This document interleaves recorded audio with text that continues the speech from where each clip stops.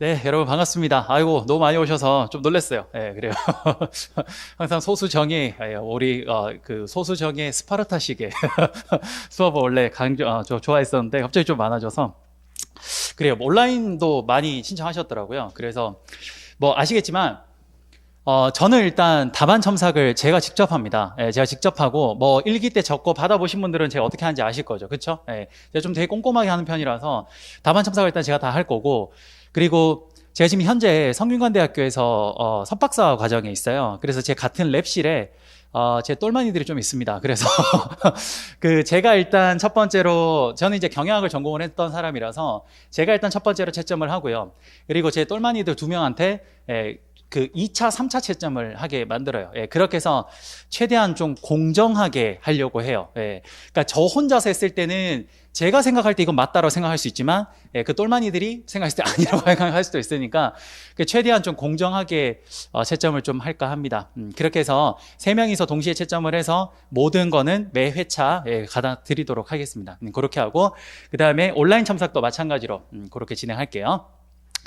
그래요. 반갑습니다. 제가 오늘 좀 일찍 와서 뭐 이것저것 준비한다고 좀 정신이 없었는데, 어쨌든 뭐 여러분 아시겠지만 이제 2기가 원래 8번 하다가 지금 9번으로 증가했거든요. 그렇죠. 그것 때문에 뭐 말이 많던데 그래요. 뭐 혹시나 9번 하는 게 너무 싫으시면 마지막 한 번은 안 오셔도 됩니다. 그러니까 자체적으로 8번 하시면 돼요. 아시겠죠? 네, 그래요. 그랬습니다. 저랑 연기일기 다 하신 분들은 수업 스타일을 잘 알 거니까 뭐 딱히 말할 필요 없을 것 같긴 한데, 그리고 뭐 작년에 같이 봤던 친구도 있고 해서 뭐 그렇긴 한데, 저는 좀 이래요. 저는 일단 수업을 할 때 최대한 좀 여러분들한테 그 수업 자체가 좀 큼직큼직한 거, 그리고 또 뭐라 그래야 될까, 너무 지엽적인 게 아니라 좀 남들이 보지 못하는 것도 좀 최대한 많이 설명해 드리려고 노력을 좀 하는 편이에요. 예, 그래서 여러분들이 좀 보지 못했던 것들, 그런 것들을 좀 많이 설명을 하려고 좀 노력을 합니다. 특히 그건 3기 때 저의 가장 큰 장점이 극을 달해요. 3기 때 별 희한한 문제들 다 만들어서 한번 해봐요. 예. 일단 2기까지는 철저하게 어떻게 할 거냐면요. 자, 잠깐만 이야기할게요. 우리가 이제 연기 1기를 거쳐왔죠. 그렇죠? 예, 고생하셨습니다. 예, 진짜 힘들었죠. 이제 2기가 들어 남았는데요.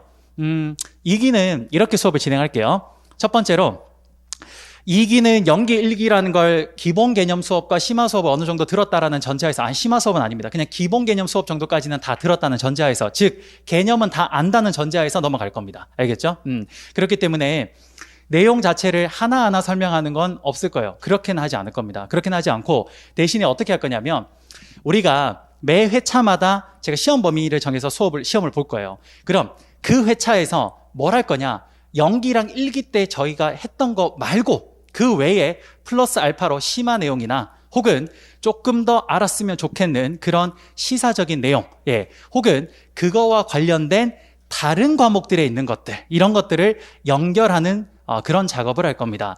연기 1기까지는 제가 최대한 개념을 설명드리고 그 개념을 이해시켜 드리면서 그게 어떤 건지를 정확하게 설명을 드렸다면, 이제 2기부터는 응용에 들어가야 돼요. 그래요. 그래서 2기에서는 철저하게 하프 모의고사를 보면서 우리는 하나하나 다른 개념들을 연결하는 시간들을 좀 가져볼까 합니다. 그리고 이러한 문제들이 실제 기출에서 나왔던 것들을 기반으로 해서 비슷한 형태로 문제를 많이 만들어서 좀 진행을 해볼 거예요. 알겠죠? 그래서 2기 때는 그렇게 진행을 할 거고요. 그리고 해당 챕터의 개념을 할 때 혹 제가 생각했을 때 그 개념은 아닌데 우리가 좀 플러스 알파로 알았으면 하는 주제도 있으면 같이 할 겁니다. 예, 그렇게 진행을 할 거예요. 예, 그렇게 하면 아마 연기 1기 수업을 들었던 친구가 지금 2기까지 온다면, 그럼 이제 내용적인 측면에서는 더 이상 이론적으로 좀 부족함이 없을 거라고 생각이 듭니다. 그럼 선생님 3기 때는 뭐 합니까? 3기 때는 이제 마지막 파이널 응용에 들어갈 겁니다. 그게 뭐 할 거냐면 거기에서 시사적인 주제들을 다 끌어모아서 할 거예요. 그러니까 여러분들, 우리 작년에 시험이 끝나서 작년 8월부터 해서 올 이번 시험 볼 때까지 8월까지 한 1년 동안 대한민국에 참 많은 일들이 있었어요. 그렇죠? 그 안에서 인사 관리와 관련된 여러 가지 시사적인 붙일 수 있는 주제들이 있으면 그걸 제가 추려서 그걸 문제화할 겁니다. 참고로 3기에는 그런 문제만 나오냐? 아니요. 기본적으로 원래 나오는 기출문제와 같은 그런 것도 내고, 그리고 한 문제 정도가 혹시 모를 불이타에 대비하기 위해서 미리 연습할 겁니다. 그래서 그렇게 적용시킬 거예요. 작년에도 상당히 좀 참신한 문제가 많았죠. 그렇죠? 예, 그래요. 좀 상당히 참신한 문제가 많았습니다. 작년에 코로나 전국 때문에 뭐 만든 문제도 있었고 여러 가지가 많았어요. 예, 그런 것들을 좀 할 겁니다. 참고로 그런 문제를 만들 때 제가 자의적으로 만들면 아무짝에도 쓸모가 없어요. 그건 저는 출제위원이 아니니까. 그래서 어떻게 하냐면 철저하게 교수님들이 내신 최근 논문을 기반으로 해서 거기에 근거해서 문제를 만들 거예요. 예, 그렇게 할 거기 때문에 나름 논리적으로 좀 검증을 해서 예, 그렇게 진행하도록 하겠습니다. 그렇게 해서 3기까지 하면 일단 제가 할 수 있는 건 다 했다고 생각을 해요. 이제 나머지는 여러분들이 그날 시험장에서 마음껏 실력을 발휘하시면 될 것 같습니다. 그래요.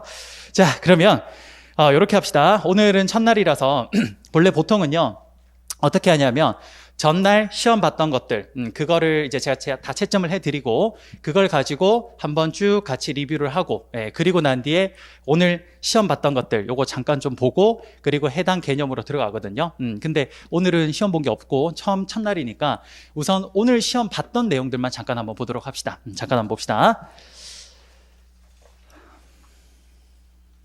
그냥 간단하게만 좀 볼게요. 오늘 본 거는요. 오늘 뭐 첫날이라서. 자, 한번 볼까요? 뭐 가장 간단한 문제 2가지 냈습니다. 보면 지금 과학적 관리론의 의의와 내용 그리고 이론의 평가와 한계점을 논술하라고 했고요. 그다음 2번째는요. 베버의 관료제 특징을 설명하고 현대 기업 관점에서 이를 비판하시오라고 했습니다. 그렇죠? 자, 오늘 제가 요거 잠깐만 리뷰를 하고 뭘 할 거냐면요. 오늘은 첫날이자 처음이자 마지막으로 각종 기출 문제를 제 나름 분류해 놓은 방법이 있어요. 역대 기출 문제를 제가 취미 중에 하나가 기출 문제 분석하는 거거든요. 그냥 평상시에도 계속 봐요. 그랬는데 가만히 보니까 거기에 나온 여러 가지 문제를 나름 제 논리대로 분류를 할 수 있겠더군요. 그래서 문제 스타일이 대표적으로 이렇게 4가지로 분류할 수 있어요. 거기 있는 역대 기출 문제 모든 걸 다. 특히 이건 인사에만 해당되는 게 아니라 경영 조직론까지 해당이 됩니다. 예. 참고로 여기 지금 선택 과목 경영 조직론 하시는 분 손 한번 잠깐 들어보실까요? 여기 오케이. 그 정도. 혹시 저기 뒤쪽에 계시는 분? 노동경제 하시는 거예요? 오케이 알겠습니다. 혹시 뭐 하세요? 민사소송? 오케이. 뭐 어쨌든 경영 조직론에 있는 내용도 요렇게 다 우리가 문제로 좀 할 수 있어요. 그래서 오늘은 처음이자 마지막으로 첫날에 요 이야기를 좀 할 겁니다. 오늘 이건 잠깐 보고요. 역대 기출 문제가 어떻게 나왔고 이 문제 유형을 어떤 식으로 접근해야 되는지 그리고 그때 시험 답안은 어떤 식으로 적었을 때 실제 효과적인 답안이 나올 건지 그거에 대해서 좀 이야기를 잠깐 해볼까 합니다. 알겠죠? 자, 그러면 오늘 했는 거 한번 잠깐 볼까요? 첫 번째 문제, 과학적 관리론에 대해서 이야기를 했죠. 자, 첫 번째 보면 문제가 과학적 관리론의 개념과 각각 그 세부 내용 그리고 이 이론을 평가하고 그리고 한계점, 즉 마지막 이 이론의 한계점을 논술을 해야 돼요.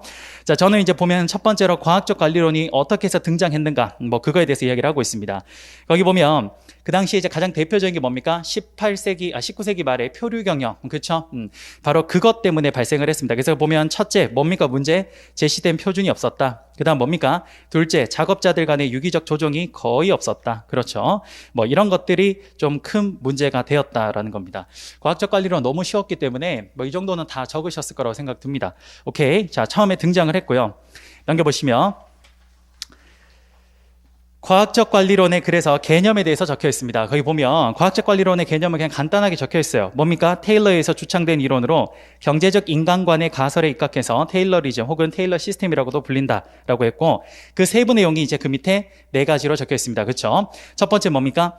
첫 번째는 시간 연구와 동작 연구를 통해서 표준 시간과 표준 동작을 뽑아내고 그걸 통해서 표준 과업이 나오게 되면 그럼 그 표준 과업이 하루 일당 과업이 될 겁니다. 그렇죠?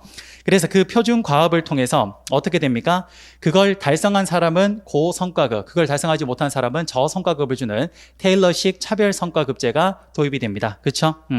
세 번째, 테일러는 아무 사람이나 뽑지 말고 주묵구구식으로 뽑지 말고 최대한 사람을 거기 기능에 맞는 사람을 선발하자라고 이야기를 했습니다. 그렇죠?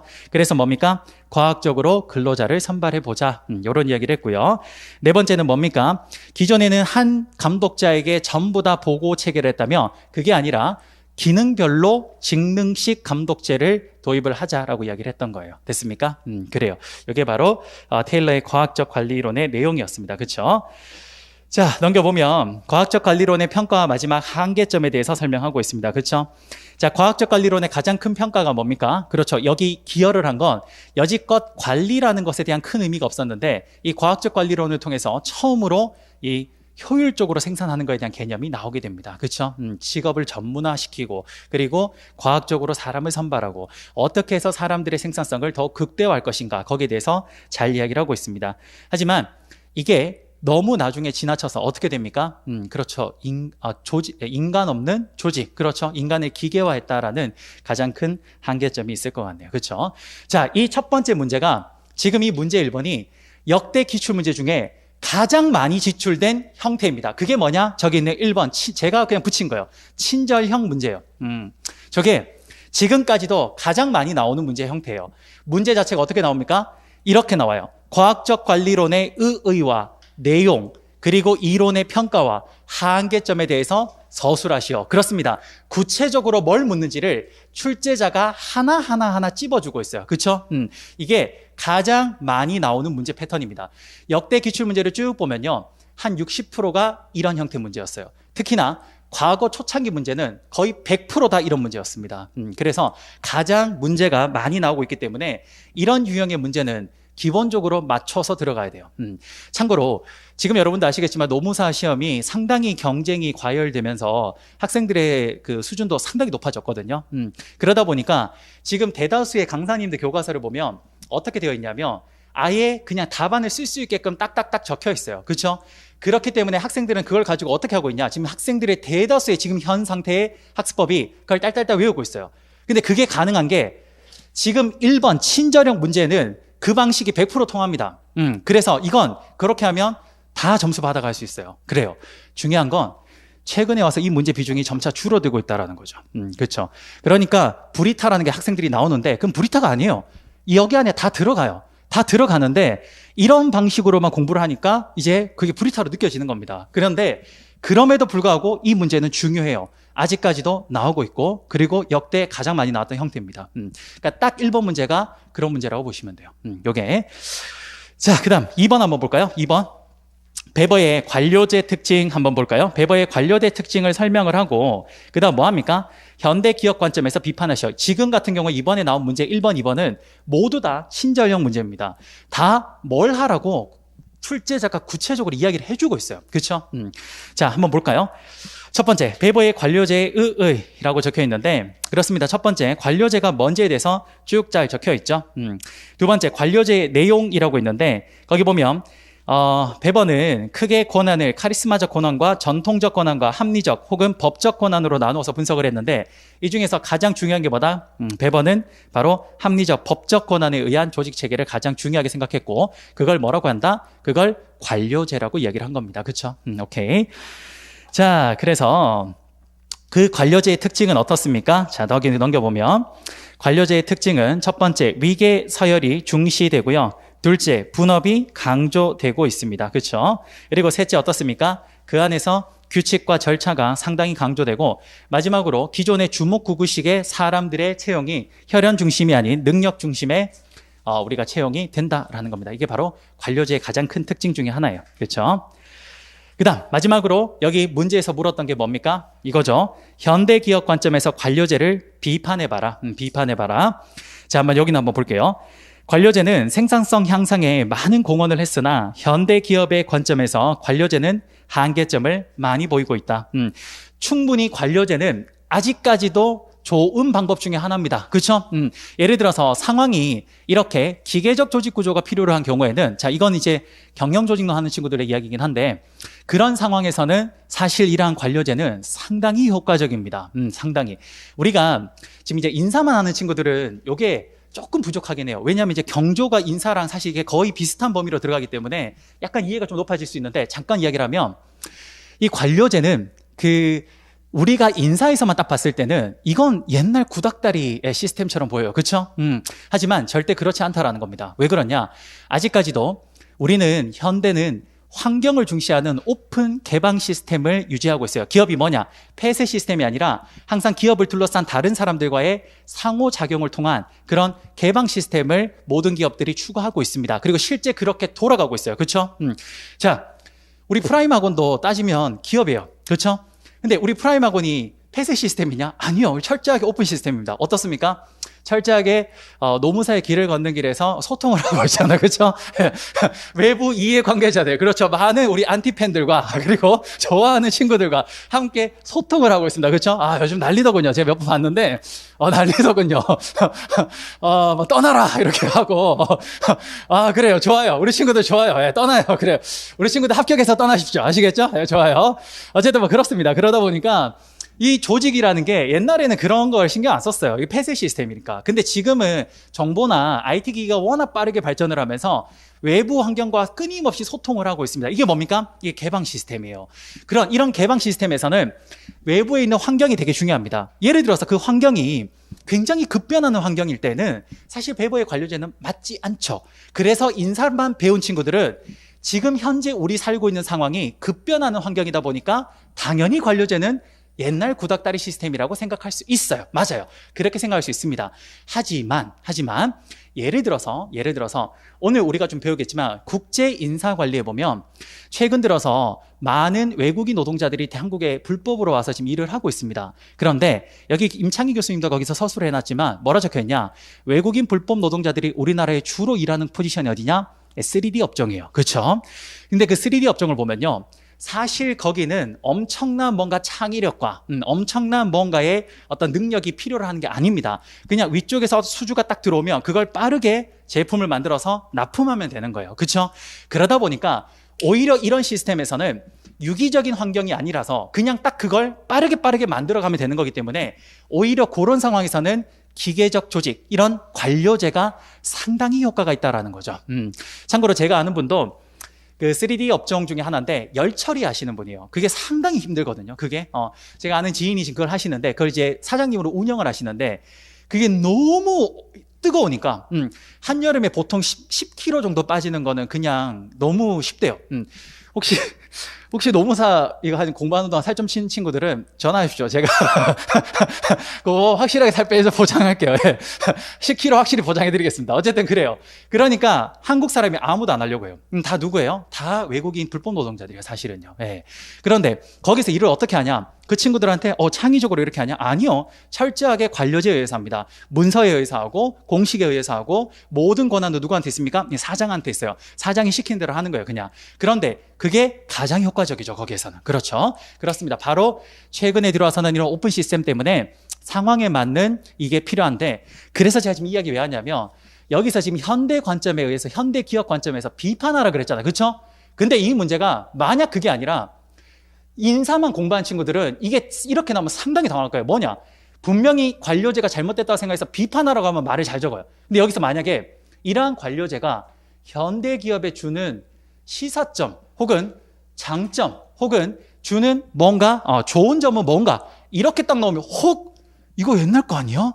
이걸 어떻게 우리 지금 써? 이렇게 얘기할 수 있다는 거죠. 그러니까 경조를 공부하는 친구들은 아무래도 오픈 시스템이라는 개념이 딱 있어서 그럼 이게 only one solution, 이때만 무조건 답이야, 이게 아니라 이럴 때는 관료제가 틀리지만 이럴 때는 충분히 가능합니다라고 서술이 가능할 거예요. 그런데 그걸 하지 않은 인사 친구들은 딱 봤을 때 당황할 겁니다. 무슨 말인지 아시겠죠? 그래요. 그런 것들, 이제 그런 것들을 하나하나씩 2기 때 채워갈 거예요, 같이. 왜냐하면 저한테 옛날에 이런 친구가 있었어요. 쌤, 선택 과목을 경조하면 좋아요? 좋아요. 왜냐? 인사관리랑 경조는 상당히 겹쳐 있어요. 그러다 보니까 인사 과목을 쓰신 선생님들이 다 경영조직노책도 다 써요. 그래서 그 두 개는 사실상 거의 붙어 있는 겁니다. 그러다 보니까 사실 저는 싫어하는 문제긴 한데 인사관리에서 경영조직노 문제가 나오는 거 저 굉장히 싫어하거든요. 왜? 철저하게 그 과목에서만 해야죠. 그렇죠? 근데 참 웃긴 게 노무사는 나오고 있어요. 영역간 크로스가 되고 있어요. 그러다 보니까 거길 대비를 해야 되는데, 그래서 저한테 묻는 거예요. 그 친구 민서하는 친구인데, 쌤, 지금 와서 그러면 경조를 다시 공부해야 되나요? 아, 그건 자살행위죠. 그게 아니라 그런 걸 제가 채워가면 돼요. 제가 나올 법한 거, 거기 다 나오는 게 아니라 나올 법한 부분들이 있어요. 그것만 갖다 붙일 겁니다. 알겠죠? 그렇게 정리하시면 되겠습니다. 됐죠? 그래서 이제 거기 보면 이건 비판이니까 쉬워요. 이게 첫날이라서 그냥 비판, 요거 쉽게 적혀 있죠. 그래서 매우 안정적인 상황만을 가정하고 있다. 뭐 그다음에 표준화된 규칙을 해서 생산성 향상을 도모할 수 있다고 했지만 다양한 욕구를 충족하는 데 힘들다. 뭐 이런 것들이 적혀 있습니다. 그렇게 한번 보시면 되겠습니다. 오케이. 자, 여러분들 그리고 하나만 좀 당부할게요. 우리 2기 이제 시작을 하는데 오늘 첫날 좀 당부를 합시다. 오늘 안 그래도 제가 일부러 시험실 때 한번 쭉 들어와 봤어요. 들어와서 이렇게 좀 봤는데 오픈북을 하는 친구들이 좀 몇몇 봤어요. 나쁘다는 게 아닙니다. 절대 나쁘다는 게 아니라 제가 혼내겠다는 게 절대 아니라 좋아요. 잘하셨는데 여러분 지금 이제 우리 이 모의고사는 정말 실전 가서 잘하려고 하는 거잖아요. 그렇죠? 근데 우리 박세리 선수가 항상 그 말합니다. 뭐라고 합니까? 자기는 골프 인생 중에 가장 쉽고 쉬운 날이 혹은 편한 날이 무슨 날이냐? 시합 날이라 그래요. 그렇죠. 예. 그만큼 평상시 연습량이 너무 많으니까 오히려 시합 때 18번으로 한 번 도니까 너무 편하대요. 예. 그거 딱 하면 평상시에는 그걸 막 10번 해야 되는 걸 한 번만 가면 되니까 너무 편하대요. 저는 이게 정말 맞다고 생각합니다. 이건 모든 일에 시험을 준비하는 모든 사람의 기본 자세라고 생각을 해요. 무슨 말이냐면 시험 직전까지는 여러분들이 할 수 있는 최선을 다하셔야 돼요. 그러기 위해서는 지금 현 상황이 모의고사가 아니라 시험장이라고 생각을 하셔야 됩니다. 그리고 제가 지금 혹시나 그냥 너무 박할까봐 시험 시간을 60분을 해놨습니다만 사실 50분 땡 하면 끊으셔야 돼요. 스스로 끊으셔야 돼요. 네. 첫 번째, 그거 꼭 좀 지켜주셨으면 좋겠고요. 두 번째, 오픈북 의미가 없습니다. 지금 당장 써내서 그게 뭘 의미가 있겠어요? 사실 오픈북은요, 여러분들이 한번 연습 삼아 써보는 건 좋습니다만 답안을 채점하는 제 입장에서도 코멘트 할 게 하나도 없어요. 뭔가 여러분들이 못 써도 그냥 엉뚱한 논리를 써놔도 차라리 그걸 써놔야 이건 틀렸어. 우리 책에 어디를 봐봐. 이렇게라도 코멘트를 하겠는데 그냥 보고 적었는데 코멘트를 할 수가 없어요. 예, 그러니까 여러분들은 그냥 비싼 돈 내고 하루를 날리신 거예요. 예. 제가 그러면 그거를 여러분들한테 다시 할 수는 없잖아요. 그렇죠? 그러니까 무조건 우리 두 가지만 약속합시다. 첫 번째, 시간을 준수합시다. 시간 꼭 준수하시고요. 꼭 50분 딱 끊으십시오. 딱 끊으시고요. 두 번째는 오픈북 하지 맙시다. 차라리 한쪽만 써서 내세요. 차라리. 그렇게 써서 내거나 아니면 아예 모르겠다. 그냥 차라리 목차라도 한번 써보세요. 그럼 제가 그 목차 쓴 것만 가지고도 오케이, 이 목차 정도면 이 논리에서는 꽤 괜찮네. 그럼 여기서 네가 이제 채우기만 하면 돼. 이렇게 설명할 거예요. 근데 오픈북만 딱 한다? 쓸 게 없어요. 그럼 뭘 쓰겠어요? 그냥 보고 쓴 건데. 그렇죠? 그러니까 그 두 가지 꼭 좀 지켜주십시오. 아시겠죠? 그거 좀 부탁드릴게요. 그리고 하나만 더 말씀드릴게요. 높아심에 말씀드리는데 지금 상황이 좀 이래서 그런데 오늘도 코로나가 지금 600명 가까이 올라오고 있더군요. 자칫 잘못하면 선거 딱 끝나자마자 또 2.5단계 올라오면서 학원이 셧다운 될 수도 있을 것 같아요. 또 문 닫을 것 같거든요. 잘못하면. 그게 지금 제일 걱정이에요. 사실 지금 시험 환경에서 그 시험 보려고 하는 건데 학원이 문 닫아버리면 그게 안 되잖아요. 그렇죠? 그래서 제가 나름 신림에 최초로 올해부터 실행하고 있는 게 있는데 제가 이제 별로 유명하지 않으니까 아무도 이걸 모르는데 이제 우리 친구들 몇 명만 알아요. 뭐 하고 있냐면 줌으로 화상 강의를 실시간으로 하고 있습니다. 제가 셧다운 됐을 때도 그때 모든 선생님들이 여기 와서 그냥 촬영하고 올렸는데 그렇게 안 하고 똑같은 시간대에 라이브로 화상으로 쌓아드렸어요. 그리고 여러분들은 거기 컴퓨터 앞에서 제 거를 딱 보면서 할 수 있게끔 그렇게 합니다. 그렇게 또 할 거예요. 만약 셧다운 되면. 네. 현장에서 돈 내고 여기 하려고 했던 분들이 그렇게 되면 온라인이랑 무슨 의미가 있겠어요? 그렇죠? 그래서 차별화를 드리기 위해서 그렇게 할 겁니다. 그거 되게 어려워 보이는데요? 아니요, 되게 쉬워요. 제가 알려드릴게요. 어떻게 하는지. 예. 그때 나이 많으신 분도 다 하셨습니다. 그러니까 걱정하실 필요 없고 두 번째 어떻게 할 거냐면 그거 할 때 만약에요. 할 때 어떻게 할 거냐면 우리가 지금 2시부터 시험 봤죠? 그럼 제가 여러분들 2시에 딱 들어오라고 할 거예요. 2시 전에. 딱 들어와서 여러분들 전체 화면을 제가 볼 수 있게 다 키우라고 할 거예요. 그리고 제가 그 앞에서 감독할 거예요. 예. 그리고 여러분들이 여러분 책상 앞에서 자, 이제 시작하면 하는 거예요. 그리고 제가 딱 끝나면 자, 끝났습니다. 라고 할 거예요. 그리고 10분 쉬고 들어와서 하시겠습니다. 이렇게 할 거예요. 그렇게 하면 어쨌든 주어진 상황 안에서는 제가 생각했을 때는 가장 베스트 퍼포먼스를 낼 수 있는 방향이라고 생각하거든요. 사실 지금 이게 사람 넘쳐날 때 저는 이렇게 하면 된다고 생각을 하는데 어쨌든 제가 최초로 했다라는 거 좀 알아주시고 어쨌든 저 혼자서 하고 있어요. 저 혼자서. 이 학원에서도 뭔가 공식적으로 한 것도 아니고 저 혼자서 하는 건데 그렇게 제가 중 강의를 많이 해봐가지고 되게 좀 잘해요. 이렇게 왔다 갔다 이렇게 화면 전환도 잘하고 좀 잘 쓰거든요. 그래서 여러분들 현 강의랑 거의 큰 차이 없게끔 해드릴 테니까 혹시나 학원에서 셧다운이 된다 해도 너무 우리 반은 걱정하지 마십시오. 그렇게 진행할게요. 알겠죠? 오케이. 자, 그렇게 하도록 합시다. 자, 그러면 오늘은 첫날이라서 일단 아마 오늘 이걸 이야기를 하면 이제 더 이상 이야기할 시간이 없을 것 같아서 잠깐 이거 한번 설명 좀 하고 좀 이야기를 해봅시다. 어쨌든 모든 공부의 첫 출발점은 뭐냐면요, 기출입니다. 사실 지금 우리 친구들 중에 기출 안 본 친구들 되게 많죠. 반드시 시험 전에 기출은 다 보고 가셔야 됩니다. 다 보고 가시고, 제가 말씀드렸죠, 기출 문제 혹시나 해서 본인이 한번 풀어봤다, 그래서 답안 쓰면 제가 갖고 오면 그냥 무료로 첨삭해드린다고 했죠. 그러니까 그것도 이용하시면 돼요. 해드릴게요. 제가 직접 할 겁니다. 제가. 예. 이게 이제 너무 많아지면 저도 못하는데 올해까지는 할 수 있을 것 같아요. 올해까지는 어떻게든 할 것 같아요. 그러니까 걱정하지 마시고, 혹시나 답안 썼다 그러면 우리 이거 말고라도 하시면 가져오십시오. 그럼 제가 해드릴게요. 자, 한번 이야기해 봅시다. 요거 한번 이야기해 볼게요. 역대 기출문제, 제가 이제 항상 들고 다니는 게 이거거든요. 이 기출문제 이거 들고 다니거든요. 이거 보면 여기 이제 제가 역대 기출문제 다 들고 있는데, 보면 모든 문제를 한번 잘 분석을 해보면 저는 개인적으로 이렇게 네 가지로 나눌 수 있는 것 같아요. 네 가지로. 자, 가장 첫 번째로 가장 대표적으로 많이 나오는 형태가 뭐냐면요, 친절형 문제입니다. 제가 늘 말하는 건데, 요게 역대 한 60에서 한 65% 정도가 요 문제예요.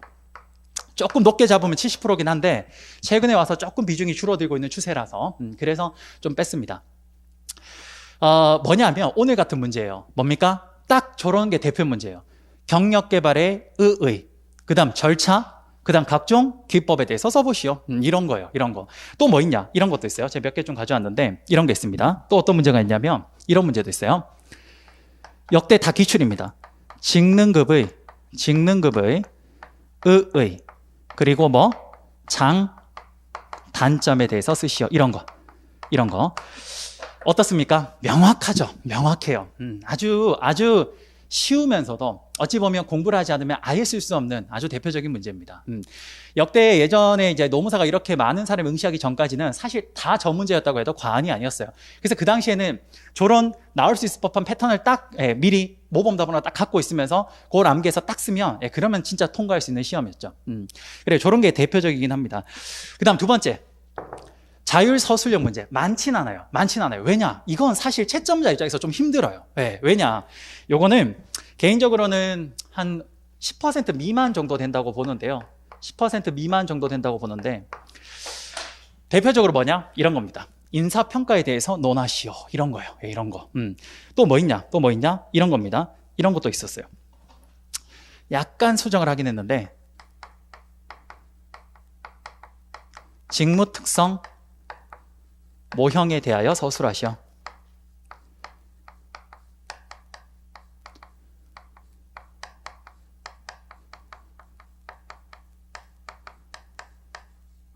이런 거. 뭡니까? 구체적으로 묻는 게 아니에요. 그냥 어떤 개념 하나를 툭 던지고 그걸 네가 한번 써봐 라는 겁니다. 참고로 저는 이제 문제를 직접 예전에 학생 때는 많이 풀어도 봤지만 이제는 많이 내고도 있는 상황이라서, 그래서 진짜 문제를 내고 채점을 해본 사람 입장에서는 이게 얼마나 별로인지를 알아요. 이건 뭐냐면 그냥 툭 내면 낼 땐 되게 쉬워요. 근데 이거 채점할 때 되게 좀 힘들어요. 왜냐하면 답안이 정말 다양해요. 가양각색으로 나와요. 특히 이런 거. 이거야 그나마 해크맨과 올데임의 직무 특성 모형이라는 특정한 모형에 대해서 이야기를 했기 때문에 이거 나올 게 좀 뻔합니다. 뭐 5가지 변수랑 이런 것들이 있어서. 근데 인사평가 이거 너무 크잖아, 그렇죠? 이거 뭐 어떻게 해? 그러니까 이런 거는 사실 채점자 입장에서 채점하기가 되게 힘들어요. 그렇다 그래서 그게 분명히 제대로 썼는데 그걸 틀렸다고 할 수도 없거든요. 되게 다양한 답이 나와요. 그러니까 이거는 많이 나오진 않습니다. 제 개인적인 생각인데 제 지도 교수님 보니까 가끔 너무 바쁠 때 이런 문제 하나씩 내시는 것 같아요. 일단 급하니까 하나 내놓고 일단 수습은 나중에 하자, 약간 이런 느낌이더라고요, 보니까. 어쨌든 제가 역대 쭉 다 분석을 해봤을 때 한 10% 미만, 솔직히 말하면 한 5% 정도 나와요. 별로 안 나왔어요. 그런데 어쨌든 나올 수 있어요. 나왔으니까, 기출이니까. 세 번째, 응용 문제. 응용 문제는 형태가 다양해요. 그 중에 첫 번째 케이스가 이런 겁니다. 자, 볼게요. 요거는 사실은 인사 문제가 아니에요. 인사 문제가 아닌데 대표적으로 경영조직론의 이 문제가 아주 괜찮은 문제여가지고 가져온 거예요. 충분히 인사에서도 낼 수 있습니다. 근데 제가 왜 그러면 인사에서 안 냈냐면 인사는 아직까지 이런 형태의 문제가 없어요. 근데 경영조직론이 나왔다라는 건 출제자가 이분이 인사로 들어가면 가능합니다. 충분히 가능해요.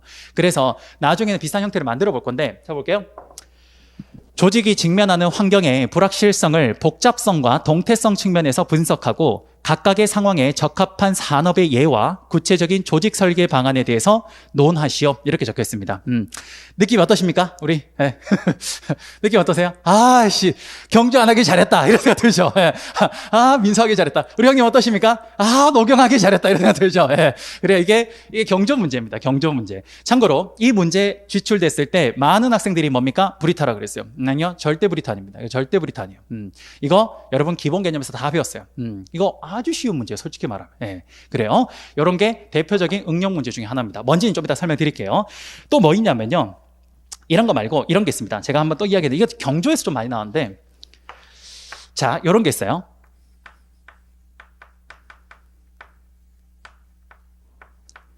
컨틴전시 이론에 대하여 뭐하라? 서술하라. 이렇게 나온 게 있어요. 비슷한 문제예요. 정확하게는 아닌데 비슷하게 이렇게 나왔어요. 이런 거. 이건 사실 제가 1기 때 이야기를 했거든요. 우리 친구들한테. 제가 그때 딱 이야기를 했어요. 야, 이제 우리가 웬만한 거 다 배웠다. 그래서 내가 한번 물어보자. 기출인데 한번 들어보자. 컨틴전시 이론.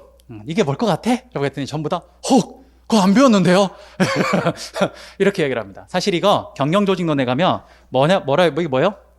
그렇죠. 상황 적응 이론입니다. 자, 모든 친구들이 어떻게 기억하고 있어요? 이렇게 기억하고 있어요. 상황 적응 이론이라고 생각을 해요. 그런데 엄연하게 상황 적응 이론의 실제 학술 용어는 컨틴전시예요. 그러니까 이런 거죠. 이 허점을 노리는 거예요. 그러니까 분명히 친구들이 교수님들이 학교에 계시기 때문에 실제로 중간 기말을 다 내보십니다. 그러니까 학생들이 뭘 어려워하고 뭘 학생들이 대충 기억하는지를 알아요. 그러니까 그런 허점을 이렇게 노리는 거예요. 그렇기 때문에 사실 경영학은 학술 용어를 다양하게 가지고 있어야 돼요. 외국에서 들어온 영어를 한국에서 번역을 했기 때문에 교수님마다 부르는 게 조금씩 달라요. 그래서 그걸 좀 다양한 언어로 가지고 있어야 됩니다. 사실 이거 되게 쉬운 이론인데, 그리고 되게 쉬운 문제였는데 컨틴전시 이론이라고만 딱 줬어요. 그러니까 학생들이 뭐지? 이거 한 번도 배운 적 없는데 알고 봤더니 정말 쉬운 문제, 상황 적응론적 이론, 그거에 똑같은 거예요. 그렇죠? 이거예요. 이게 응용 문제. 또 뭐 있냐? 마지막으로 요겁니다. 시사형 문제. 여기 어떻습니까? 그렇죠. 응용 문제 하나 더 있는데 깜빡했네. 그거는 제가 못 적어요. 왜냐? 최근에 급증하기 시작한 사례형 문제입니다. 저게 뭡니까? 그렇죠. 각종 기사나 각종 다양한 어떤 상황을 딱 주고 그런 어떤 보기 안에 어떤 상황을 딱 줘요. 그리고 이제 그걸 통해서 네가 그 밑에 있는 문제에 대해서 유추해서 답을 섞는 거예요. 근데 이게 지금 앞으로 대세가 될 거예요. 분명합니다. 이건 왜냐? 이거 너무 당연해요. 교수님들 때문에. 왜냐? 여러분 지금 그 노무사 시험 들어가시는 교수님들이요. 어떤 교수님이 들어가는지 아세요? 나이 많은 노 교수님이 들어가시는 게 아닙니다. 거기도 짬이라는 게 있어요. 그래서 그 많은 나이 많은 원로 교수님들은 그런데 안 들어가요. 그거 되게 귀찮아하세요. 솔직히 말해서. 그러면 그런 거 누가 들어가냐? 다 모든 교수님들이 출제위원으로 들어가는 거 좀 귀찮아하세요. 솔직히 말하면. 왜냐? 그 문제 내봤자 돈 얼마 안 줘요. 돈 얼마 안 줘요. 차라리 그 시간에 내 연구하고 내 논문 쓰는 게 돈을 훨씬 많이 벌 수 있는 길이기 때문에 솔직히 싫어하십니다. 솔직히. 제 지도 교수님도 마찬가지예요. 에이씨 이러면서 그래요. 근데 문제는 뭐냐면 그러다 보니까 누가 주로 하냐? 결국 거기도 학계에 서열이 있기 때문에요. 원로 교수님이나 노 교수님이 들어가는 게 아니라 비교적 최근에 임용되신 젊은 교수님들께서 들어가십니다. 그런데 그럼 역으로 한번 생각해 봅시다. 젊은 교수님들은요. 어디에서 주로 우리나라는 학위를 받아야 교수가 되냐면 미국에 가서 주로 박사학위를 받고 들어옵니다. 그렇죠? 근데 미국 지금 교수법이 다 어떻냐면요. 이래요. 뭐냐? 단편적으로 옛날에 우리 형님 혹시 수능 세대 아니면 학력고사 그죠. 형님 죄송합니다. 제가 여쭤봐서 하나만 여쭤볼게요. 학력고사 시절 때는 우리 이런 말 있었죠. 4당 오락 이런 거 있었죠. 그쵸? 예, 그러니까 그때는 사실은 보면 단순 암기였어요. 그렇죠? 예. 그냥 어떤 개념을 딱 외우기만 하면 시험 문제 딱 보면 그 암기했는 게 딱 나와요. 그럼 체크하면 돼요. 옛날에 그랬어요. 왜요? 그 당시 살던 시대가 그런 지식을 요구했던 시대였어요. 왜냐? 그때는 정보통신기기나 인터넷이 발달하지 않았던 시대여서 한 사람이 많은 지식을 머리에 갖고 있다는 게 상당히 큰 무기였습니다. 실제 그 시대가 그런 시대였어요. 그러니까 모든 시험도 그렇게 초점을 맞추고 있는 거예요. 그런데 여러분들은 지금 다 무슨 세대? 수능 세대. 그렇죠? 저도 참고로 수능 세대예요. 저도 수능 세대. 여러분 수능이 어떻습니까? 단순 암기로 절대 못 풀어요. 맞죠? 딱 들어가 보면 되게 꼬아놓거나 그 안에서 무언가 힌트를 잡아서 그걸 유추해서 풀게끔 되어 있습니다. 그렇죠? 이게 왜 그래요? 더 이상 지식을 머리에 두는 건 아무짝에도 쓸모없는 시대가 돼버린 거예요. 왜냐? 여러분들 머릿속에 들어있는 지식보다 여러분 손바닥에 있는 핸드폰이 한 10만 배는 많은 정보를 갖고 있습니다. 근데 그 정보의 접근성이 어때요? 너무 쉬워요. 네이버에 치기만 되면 돼요. 그렇죠? 그러니까 지금 현 시대를 살고 있는 우리 시대가 어떠냐면요. 바로 단순 단편적인 정보를 암기하는 게 아무짝에도 쓸모가 없는 시대가 됐고, 그럼 뭐가 중요해졌냐? 지식을 단순 암기하는 게 아니라 여기 있는 지식과 여기 있는 지식을 내가 조각을 맞춰서 새로운 지식을 활용하거나 창조해내는 게 되게 중요한 시대가 됐습니다. 그래서 대학이 가장 늦게 이런 거에 발걸음을 맞춰가는데, 대학이 그래서 나온 게 뭐냐? 바로 자율전공학부 혹은 융합학부가 그래서 나오기 시작한 거예요. 예, 그래요. 그래서 나오기 시작한 겁니다. 그러다 보니까 지금 이 시대의 흐름, 지식의 흐름의 변화를 가장 빨리 받아들이는 나라가 그대로 어디냐? 미국입니다. 학기가 제일 느리긴 하지만 미국이 제일 빨라요. 그러니까 미국은 이미 한 10년 전부터 이런 학습법을 되게 많이 했어요. 뭐냐? 단편적으로 암기하는 게 아니라 네가 암기한 거를 현실 사례에 어떻게 적용할 건지를 자꾸, 그래서 소위 말하는 케이스 스터디라고 그러죠. 그걸 자꾸 하게 만들어요. 실제 미국의 MBA의 80% 수업이 어떻게 진행되냐? 케이스 스터디로 진행이 됩니다. 그래요. 실제로. 그러니까 거기에서 박사학위를 받으신 분이니까 당연히 사람은 자기가 잘 아는 것 쪽으로 하게 되거든요. 본능적으로. 그러다 보니까 자기가 그렇게 수업을 받아왔고 그 안에서 석박사라는 거의 10년 가까운 시간을 그렇게 공부를 하다 보니까 사고도 그렇게 돌아가게 되어 있는 겁니다. 그러니까 이런 사람들이 문제를 어떻게 내냐? 이렇게 내는 거예요. 이렇게. 이건 너무 당연한 지금 추세예요. 사실 노무사가 좀 늦었어요. 지금 다른 각종 시험은 이렇게 나온 지가 꽤 됐어요. 네. 그래서 노무사 역시도 바뀔 겁니다. 그리고 실제 그게 나오고 있죠. 여러분도 보셔서 아시겠지만. 그렇죠? 그래서 충분히 응용형의 사례형도 나올 거예요. 이것도 우리 연습할 겁니다. 다 만들어서 연습할 거예요. 알겠죠? 요렇게. 그다음 마지막 시사형 문제. 이거예요. 이게 뭡니까? 그의 정말 시사적인 것들이에요. 그의 시사적인 것들. 근데 중요한 건 이걸 정말 큰 착각을 하더군요. 우리 친구들이. 뭐냐? 제가 요번에 이 수업을 처음 시작하기 전에 1기 때인가요? 1기 시작하기 전에 어떤 친구들이 이제 저한테 이메일이 와서 그 상담을 좀 요청하는 거예요. 그래서 제가, 좋아요. 뭐 제 수업 안 들어도 좋으니까 상담합시다. 그래서 이제 상담을 했습니다. 근데 이 친구가 이제 작년에 시험 볼 때 떨어진 친구인데 그 친구 자기가 시사형 문제를 잘 못 맞춘대요. 이런 문제, 이런 거. 그래서 자기가 지금 책을 하나 읽고 있대요. 그래서 뭔데? 라고 했더니 또 꺼내서 보여주는데 인사 실무란 무엇인가 이런 걸 보고 있는 거예요. 이런 걸 보고 있는 거예요. 이런 거. 네. 제가 엄청 혼냈어요. 이거 네가 지금 시사 문제를 맞추기 위해서 이런 걸 보겠다 그러면 너는 10년 이상 준비해도 시사 문제 못 맞춘다. 즉 무슨 말이냐면 제가 늘 말하는 건데 이 시사 문제는 껍데기를 시사 문제로 포장을 한 거지 그 껍데기를 딱 까고 안으로 들어가면 우리가 배웠던 기본 개념이 그 안에 깔려 있어요. 그러니까 그걸 바탕으로 교수님들이 요 문제를 내고 싶었는데 마침 우리 현실에 이런 시사가 있었던 거예요. 그래서 그 껍데기를 그걸로 딱 포장을 해놓은 거예요. 근데 우리 친구들은 공부를 그냥 늘 딸딸딸딸 외우는 식으로만 공부를 해놓으니까 그걸 띠 보면 불이 타 이러면서 1년 더 이렇게 생각을 하는 거죠. 그렇죠? 아니라는 거. 제가 작년에 우리 형님 봤지? 1번 문제 기억나냐? 3기 때? 첫날 했던 거. 코로나 때 기억나지?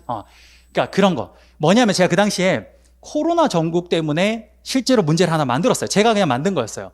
근데 그게 얼핏 보면 코로나 때문에 나 지금 코로나에서 인사 실무 하나도 모르는데 그런 게 아니에요. 우리 교과서에 다 있는 내용을 그걸 코로나라는 포장지로 싼 것뿐입니다. 사실 그 문제는 올해도 한번 더 풀어볼까 해요. 너무 괜찮았어. 네. 그래서 그런 식이기 때문에 너무 걱정하실 필요는 없어요. 그래서 제가 하고 싶은 이야기는 뭐냐? 시사형 문제는 여러분들한테 일반 시사 상식을 얼마나 알고 있는지를 묻는 시험이 아닙니다. 그렇게 하려면 차라리 상식을 보지 뭐 할래 이거 보겠습니까? 그쵸? 이건 뭘 하는 거냐? 그냥 우리가 배웠던 기본 개념이 그 안에 깔려 있는데 그걸 묻는 건데 그걸 포장을 시사로 한 겁니다. 그러니까 여기서는 단지 하나만 더 해주면 돼요. 뭐냐? 기존에 했던 것보다 어쨌든 시사로 포장을 했죠. 그러니까 쭉 답안을 줬고 마지막에 이 시사와 관련된 내용을 살짝 하나 언급해주면 되는 거예요. 예. 절대 이걸 공부하는 게 아닙니다. 아시겠죠? 근데 이 시사는 뭐가 나올지는 사실 조금만 보면 사실 감이 와요. 어떻게? 최근에 학계에 나온 논문들을 쭉 읽어보면, 리스에 들어가서 쭉 읽어보면, 아, 요즘 교수님들이 어디에 포커스를 두고 있구나, 어디에 관심이 있구나라는 게 눈에 보입니다. 항상 학계에서는 많은 교수님들이 논문을 내고 거기에 대해서 토론을 하기 때문에 사람들이 비슷한 주제 쪽으로 자꾸 생각을 할 수밖에 없어요. 그 추이를 작년 8월부터 올해까지 쭉 봐야 되는 거예요. 근데 그걸 누가 여러분들 보라는 게 아니라 제가 봐서 알려드릴 거예요. 그리고 논문을 뭐 나눠드리고 저는 그런 거 안 합니다. 그걸 제가 편집을 해서 드릴 거예요. 편집을 해서 봐야 될 부분만. 예. 그렇게 해서 같이 공부할 겁니다. 그렇게 하면 이것도 다 해결할 수 있어요. 다 해결할 수 있습니다. 단지 이건 솔직히 말하면 시사를, 극단적으로 얘기하면 시사를 몰라도 돼요. 근데 하라는 이유는 뭐냐? 플러스 알파의 점수를 받기 위해서. 그래서 앞뒤에 조금 적어주면 됩니다. 조금. 그 정도. 이렇게 보시면 돼요.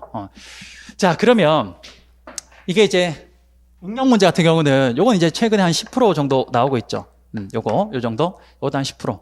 요것도 한 대략 요것도 한 10, 15%? 요거는 사실 10%라고 하고 싶은데 계속 늘어나고 있는 추세예요. 맞아요. 요 정도. 이 정도 보시면 될 것 같습니다. 그렇죠? 자, 그러면 한번 이야기 잠깐 해볼게요. 지금까지 여러분들이 1기까지 한 거는 뭘 위해서 한 거냐? 이것 때문에 한 거예요. 가장 큰 뼈대가 되는 문제. 이건 이제 잘 맞추세요. 솔직히 말해서. 제가 1기 때도 시험 문제를 다 어떻게 냈냐? 요렇게 냈어요. 각각의 의의, 절차, 장단점, 뭐 그 다음에 특징 이런 거 적으라고만 했어요. 친절하게 다 알려줍니다. 그러니까 이거는 잘해요. 특히나 지금 신림동의 흐름이 뭐냐? 대다수의 유행이 이런 것들을 모범 답안을 딱 만들어 놓고 딸딸딸딸 외워서 들어가겠다라는 전략이 굉장히 크기 때문에 사실 이거는 이제 내가 외웠다 그래서 잘한 게 아니에요. 그건 그냥 기본한 거예요. 기본. 누구나 다 맞출 겁니다. 이건 나오면. 그렇죠? 이런 거 너무 쉬워요. 직능급의 의의, 장단점, 경력개발의 의의, 절차, 기법. 이 너무 쉬워요. 지금 제가 이렇게 너무 쉬워 했을 때 저 안 쉬운데요? 아니, 내 말은 3기 끝날 때쯤 되면 쉬워질 겁니다. 분명히. 지금이 아직 하는 과정이니까. 어쨌든 이런 거는 아마 많은 친구들이 거의 다 맞출 거예요. 그러니까 여기는 지금 말씀드린 여기까지는 요거는 여러분들이 연기에서 1기까지 하신 내용이 요거 문제 맞추기 위해서 했다라고 생각하시면 돼요. 그래요. 여러분들이 그 다른 우리 강사님들한테 저 말고 수업 들으신 분들도 거기 그 책들 보면 거의 다 요렇게 적혀 있을 거예요. 그렇죠? 실제 그게 책들이 그 해당 내용이 기출문제 나왔던 내용들을 그냥 다 담고 플러스 알파로 조금 더 담아 놓은 것들이라서 다 요렇게 적혀 있습니다. 그러니까 그것만 딸딸딸 외우시면 어쨌든 여러분들은 잘했다라고 좀 말씀드리기 죄송하지만 뭐냐? 기본은 이제 하실 수 있는 거예요. 그러니까 1기까지 여기가 된 거예요. 됐죠? 그럼 우리가 이제 2기 때 하고 싶은 건 뭐냐? 전 요거랑 요거를 정리하고 싶습니다. 2기 때 요 두 가지를 정리할 생각이에요. 예. 그래서 우선 첫 번째로 자유서술형 문제를 좀 설명을 드릴 건데 잘 봐요. 이 문제는 기본적으로 답안을 쓰는 논리 흐름이 그걸 좀 알아야 이 문제의 답이 좀 보여요. 무슨 말이냐면 이 문제는 정확한 답이 없으면서도 있어요. 되게 역설적인데 답이 없으면서도 있어요. 예. 이게 무슨 말이냐? 이런 겁니다. 사실 이 문제는 가장 대표적으로 뭐냐? 논술형 문제예요. 논술형 문제. 여러분 우리가 중고등학교 때 논술 배우면요. 이런 게 있어요. 잘 봐요. 예를 들어서 A라는 친구가 있고 그다음 B라는 친구가 있습니다. 이렇게. 근데 A가 지금 뭘 한 거냐면요. A는 어떤 아젠다, 의제에 대해서 이 친구는 찬성을 하고 있는 친구고요. 그 다음 B는 어떤 아젠다에 대해서 뭐냐? 반대를 하고 있어요. 반대. 이런 거. 자, 예를 들어서 이런 겁니다. 최근 들어서 이걸 인사노무관리에 한번 넣어보면 이런 게 가능하겠네요. 최근 들어서 AI가 급격하게 발전을 하고 있어요. 그럼 이걸 충분히 인사노무관리 과정에서 도입도 가능하고 그 과정에서 상당 부분 일자리가 사실은 잃어버리게 될 가능성이 높습니다. 그렇죠? 그랬을 때 이러한 AI를 적극적으로 기업에서 받아들이는 것에 대해서 어떻게 생각하냐? A는 찬성, B는 반대라고 했어요. 오케이? 그렇게 이야기를 했어요. 그렇죠? 자, 이랬을 때 예를 들어 이렇게 이야기를 했어요. 최근에 AI의 발달로 인해서 인사 노무 관리에서 이런 걸 도입하는 것에 대해서 어떻게 생각하는지 뭐 서술해 보시오. 만약에 이렇게 나왔다고 칠게. 만약에. 그럼 우리는 여기에 답이 없으면서도 있다라고 한 이유가 뭐냐? 이게 답이 없는 것처럼 보이는데 있어요. 뭐냐? 첫 번째. 오케이, AI를 도입하는 게 맞아. 그리고 그걸 도입하지 않는 너는 틀렸어. 이렇게 이야기할 수 있어요. 이렇게 주장할 수 있죠. 맞습니까? 충분히 우리는 두 개의 의견 중에 하나를 선택해서 이거에 대해서 이야기를 하고 이건 왜 틀렸는지를 논증할 수 있습니다. 맞습니까? 두 번째. 예를 들어서 A와 B가 똑같이 찬성을 했는데 요것도 답안이 가능해요. 뭐냐? A, 네가 틀렸고 B가 맞아. 요것도 가능합니다. 충분히 논증이 가능해요. 맞죠? 어느 둘 중에 하나라도 내가 선택할 수 있으니까. 그 다음, 세 번째. 뭐냐? 자, 이런 것도 가능합니다. A, 네 말도 맞고, B, 네 말도 맞아. 근데 이게 논증할 때 가장 최악이 뭐냐? 병치구조라 그래서 둘 다 맞다라고 하는 게 이거 안 돼요. 그럼 어떻게 하냐? 이 둘이 맞는 이유가 그 다음 나와야 되는데, 그게 뭐냐? 대표적으로 우리 인사에서 많이 쓰는 게 상황에 따른 거예요. 상황. 즉 상황에 따라서 어떤 상황에서는 A가 맞고 어떤 상황에서는 B가 맞고, 오케이, 이것도 충분히 논증이 되네요. 맞습니까? 네, 그렇죠. 그 다음 마지막, A는 맞다 그러고 찬성하고 B는 반대하는데 뭐냐? 둘 다 틀렸어. 그럼 이것도 되게 싫어하는 것 중에 하나예요. 뭐냐? 둘 다 틀렸다라고만 하면 안 돼요. 어떻게? 그럼 뭐가 답인지 제3의 대안을 말해줘야 됩니다. 이해되십니까? 이것도 답이 돼요. 이해되세요? 즉 이런 논술형 문제는 왜 제가 채점하기가 힘들다 그랬냐면 이런 구조가 다 맞는 거예요. 다 맞는 거예요. 그런데 이 구조가 논리적 흐름이 틀리면 그럼 그거는 감점이 돼요. 근데 이 셋 중에 어떤 걸 하나를 선택을 했는데 그 논리 구조가 맞다? 그러면 고득점을 받아가는 겁니다. 됐습니까? 자, 이건 너무 답 채점이 뼈네요. 뭐냐? 의의, 절차, 기법, 의의, 장단점, 이것만 적어주면 돼요. 그러면 이건 만점 가져가는 거예요. 이거는 채점자가 이 모든 경우의 수를 다 고려해야 돼요. 이해되세요? 그러다 보니까 굉장히 채점하기가 좀 까다롭습니다. 이게. 이해되세요? 그래서 이렇게 이야기합시다. 이건 잘해요. 그래서 이제 큰 이야기는 안 할 텐데, 이건 가장 중요한 게 뭐냐? 당연히 뭐냐? 본문 내용이 제일 중요합니다. 즉 무슨 말이냐면 본문에 그냥 단순 내용이 아니라 여기서 물어보는 내용이 당연히 다 들어가야 돼요. 당연히. 근데 이거 저 너무 당연한 거 아닙니까? 끄떡하는데 채점해 보잖아요. 이게 요즘에 이 문제가 애들이 잘하니까 그 교수님들이 어떻게 되냐, 이런 문제를 내도 이렇게 단순하게 짧게 안 내고 의의, 절차, 기법, 계속 붙어요. 최근 문제가 그래요. 그리고 애들이 논술하다가 한두 개씩 빼먹어요. 혹은 시간이 부족해서 빼먹어요. 그럼 100% 감점이에요. 100%. 그러니까 그런 식이기 때문에 이건 논리 흐름도 중요합니다만 어디에 포커스를 맞춰야 되냐? 바로 묻는 내용에 대답을 제대로 해야 돼요. 대답을. 혹 그게 논리 구조상 좀 틀렸다고 해도 정확하게 의의와 절차와 기법이나 어떤 이런 것들을 정확하게 이야기했다면 그게 최우선시 정답이 되는 겁니다. 됐습니까?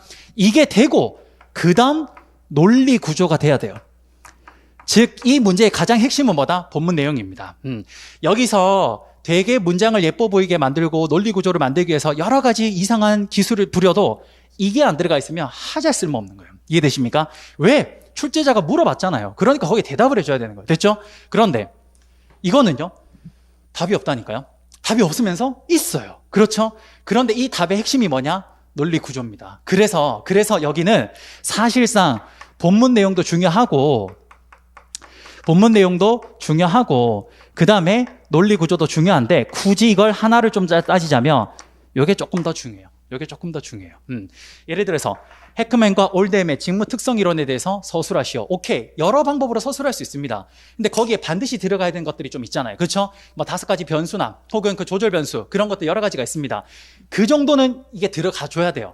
그런데 그 흐름이 매끄러워져야 돼요. 그래서 여기는 굉장히 논리 구조를 좀 중요시해. 상대적으로 저기보다 여기가 좀 더 중요시하는 거예요. 됐습니까? 네, 그래요. 여기가 우리 2기 때 해보고 싶은 파트 중에 하나입니다. 됐습니까? 이건 다루지를 않고 있어요. 대부분이 다루지 않고 어떻게 작성을 해야 되는지도 알려주지도 않아요. 그러다 보니까 학생들이 그냥 많이 쓰면 장땡이라고 생각을 해요. 그러니까 막 그냥 뭐 몇 페이지고 막 계속 쓰는 거죠. 사실 장수는 그렇게 크게 중요치 않아요. 정말로 실제 채점을 할 때. 그러다 보니까 이걸 그 한정된 그 페이지 수 안에서 어떻게 하는지를 한번 연습해 볼 겁니다. 알겠죠? 요거 하나 하고, 그 다음 응용 문제. 이게 정말 좀 중요한 것 같아요. 사실 저는 개인적으로 1번 문제는 그냥 다 맞출 거예요. 무조건 다 맞출 거예요, 친구들이. 그 다음 2번도 조금만 연습하면 맞출 수 있을 것 같아요. 혹은 연습 안 해도 그냥 우리 친구들이 지금 하는 전략 뭡니까? 양치기. 그렇게 하면 어쨌든 얻어 걸릴 거예요. 될 거예요. 저는 이게 정말 킬링 문제라고 생각을 합니다. 분명히 아는데도 불구하고 문제 해석을 못해서 적지 못하는 케이스가 상당히 많아요. 상당히. 그래서 이 문제 우리 2기 때 역시 풀 겁니다. 그래서 여기 2번이랑 3번 문제가 우리 2기 때 할 거예요. 이런 문제는 어떻게 하냐? 첫 번째, 경영학의 특성상 기본적으로 다양한 용어를 알고 있어야 돼요. 그래서 제가 책을 쓸 때 항상 다양한 용어를 썼던 가장 큰 이유가 딱 그거예요. 경영학이 우리나라 학문이 아니에요. 미국에서 수입된 학문입니다. 그러니까 그 원전의 학술에서는 영어로 적혀 있는 게 우리나라 이름으로 바뀌는 과정에서 교수님마다 번역이 다 달라요. 근데 그게 오랜 기간 동안 쓰여 있다 보니까 학계에서 다 통용이 돼요. 그러니까 예를 들어서 A 교수님의 쭉 형태로 배우고 있었는데 이번 출제자가 B 교수님의 제자가 들어가 버리면 그 사람은 이게 익숙하니까 이 말로 적어버려요. 그럼 뭡니까? 혹 이렇게 되는 거죠. 그래서 요거는 최대한 다양한 용어들을 여러분들이 좀 공부해 주실 필요가 있는데 그거는 제가 연기 일기 때 책에서 많이 했기 때문에 그걸 좀 여러분 좀 많이 봐주시면 돼요. 알겠죠? 그리고 나오는 문제들은 제가 다시 같이 정리할 겁니다. 알겠죠? 참고로 지금 자 경영조직학과 하시는 분들 있었죠? 이거 지금 뭐 이야기하는 것 같아요? 한번 물어봅시다. 지금 보면 조직이 직면하는 환경을 불확실성과 복잡성, 동태성 측면에서 분석하라. 이거 누구 이야기하는 거예요? 맞아요. 톰슨 앤 덩컨 이야기예요. 사실 이거 우리 경영조직론에서 엄청 중요하게 다루고 있거든요. 쉽게 말하면 인사에서 임금 체계나 혹은 샤인의 경력단 이런 거랑 비슷해요. 예. 샤인의 경력단 모르는 사람 없거든요. 그렇죠? 근데 그걸 이런 식으로 포장해 놓은 거예요. 이걸 원래 문제를 어떻게 내냐? 옛날 스타일이면 이래요. 환경 분석에서 톰슨과 덩컨이 이야기한 환경 분석법에 대해서 서술하시오. 이렇게 하면 아마 여기 있는 친구 다 맞출 거예요. 경조 선택한 친구는 다 맞출 거예요. 왜냐? 워낙 중요한 내용 중에 하나예요. 근데 그걸 어떻게? 이렇게 바꿔놨어요. 이게 어떻게 바꾼 거냐면요. 톰슨의 덩컨을 구분을 할 때 실제 도표가 있거든요. 그 도표를 보면 위쪽에 독립변수와 여기 세로축의 독립변수가 각각 뭐냐면요. 그게 복잡성이랑 동태성이에요. 그 시험 문제 이렇게 낸 거예요. 예. 기가 막히죠. 예, 기가 막히죠. 허를 찌른 거예요. 예. 이게 단순 그냥 톰슨이라고 이야기했으면 누구나 다 맞출 걸. 이거 다 알고 있어요. 그거 다 배웠어요. 다 가르쳐요. 모든 쌤이 다 가르쳐요. 근데 요 두 가지 측면을 딱 가지고 와서 딱 이야기를 물어보니까 뭐지? 하나도 모르겠는데? 분명히 쉬운 문제입니다. 예. 요 두 가지 측면에서 요걸 4분할을 해서 실제로 모든 교과서에 이 각각의 어떤 산업이 맞는지 각각의 어떤 조직 구조가 맞는지가 다 적혀 있어요. 다 배웠어요. 근데 뭐라 그래 애들이? 불이탁. 아니죠. 그렇습니까? 그래서 이런 문제 좀 많이 만들어 볼 생각입니다. 특히나 누구나 맞출 수 있는 건 제가 굳이 할 필요 없는 것 같아요. 그거는 여러분들이 충분히 잘 하고 있고 혹시 제 수업 안 들었던 분은 다른 선생님들이 워낙 많이 잘 하고 계시니까 뭐 여러분 거의 다 이제 다른 선생님 그 자료도 다 구해서 하시잖아요. 그렇죠? 그러니까 거기서 다 하실 거라고 저는 생각을 하고 저는 어쨌든 제가 늘 말하지만 제가 신림동에 제 스스로가 불이타거든요. 그래서 정말 여러분들의 불이타를 대비하기 위해서 온 불이타 선생이라서 그래서 불이타스러운 걸 좀 많이 할 생각입니다. 너무 빤한 저런 거는 너무 쉬워서 제가 굳이 안 해도 될 것 같아요. 그래서 조금 다양한 측면으로 좀 진행을 할 겁니다. 여기까지가 2기예요. 여기까지. 그다음 마지막 3기는 앞에 거 당연히 다 할 거고요. 그리고 이제 최종 시사형 문제가 나올 겁니다. 예. 요때 마지막으로 이제 요때 되면 웬만한 기본 개념은 다 머리에 들어와 있어요. 그러니까 요때 이제 뭐 할 거냐? 조금 여유 있으니까 그때 약간의 시사적인 어떤 논문이나 혹은 기사나 이런 것들을 역시 그대로 드리는 게 아니라 제가 편집해서 보기 좋게 해석을 해서 그렇게 해서 같이 볼 겁니다. 그렇게 하면 아마 딱 마무리되지 않을까 싶네요. 됐습니까? 자, 이거는 첫날만 하고 이제 안 할 거예요.